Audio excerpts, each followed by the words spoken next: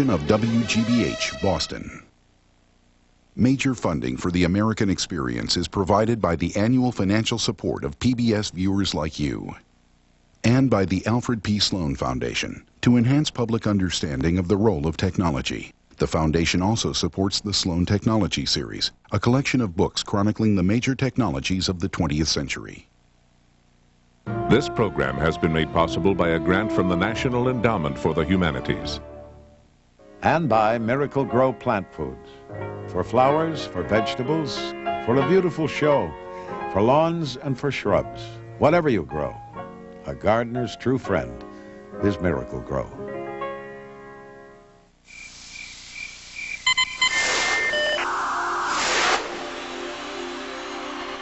Each American experience is made possible by Liberty. Liberty Mutual Insurance. This is History's Best on PBS. Broadcast of today's programs is made possible by members of WVIZ and the following.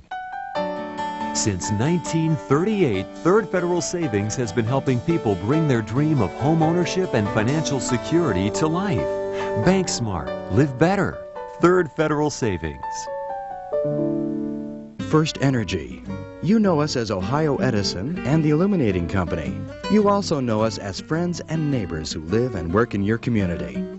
First Energy. Our energy is working for you. This is All Things Considered. Hello, you're on Car Talk. This is Market Ferry Home. This is Morning Edition. This is Fresh Air. From Talk of the Nation. Your NPR station. This is your NPR station. 90.3 WCPN. The sound of ideas. The sound of ideas. Space. Cold. Forbidding. A domain where only the bold dare venture. Not anymore. It is the hungering of the human spirit to know what lies beyond the next hill. This is one of the things that keeps us going. It has always kept us going. Today, a new breed of explorers are setting their sights on the cosmos. Everything has its beginning, and we're in the midst of the beginning of the space tourism and space travel industry. We are going to live in space. We are going to travel through space. We're going to colonize planets. Perhaps not this generation or the next generation, but it's inevitable. We're going to do it. The galaxy is so much bigger than we are. You know, we're such a tiny little piece of creation here on this Earth. And there's so much else out there. Just by definition, but by its sheer vastness, we're going to discover things out there we never dreamed of. We're going to find out the universe is even more complex and amazing and wonderful than we ever dreamed. From asteroid mines to weightless vacations, interstellar entrepreneurs are staking a claim on the high frontier. I think it's extremely important to create a precedent for private property rights in space, because we took the risk, we paid the money, we flew our spacecraft, we analyzed the content and the value of that asteroid, we landed on it, it's ours. But will new technology make human explorers obsolete? I like robots because I think they're more challenging, and because you can send lots of them. You can have lots of small missions. You can afford to fail. We're trying to come up with very good bodies into which you can put competent brains, so that if you're going to send something out to, say, space for extremely long periods of time, you don't have to worry about the brain being on all the time. The body is smart enough to actually look after and do things on, say, the moon, Mars, or elsewhere. The universe isn't just for astronauts anymore. Voyage to the Milky Way, because everyone can use a little more space. Launches May 19th, only on PBS.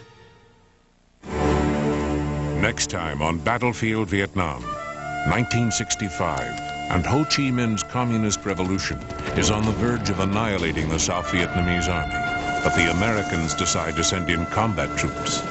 This begins a series of search and destroy missions, leading to the showdown in the Iron Triangle.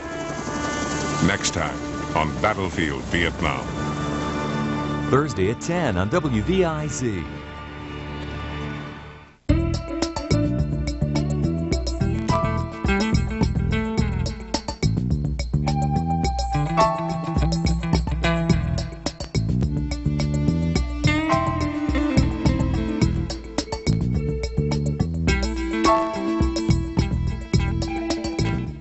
Welcome to the broadcast tonight, Michael Corder, the editor-in-chief of Simon & Schuster, whose new book is called Another Life.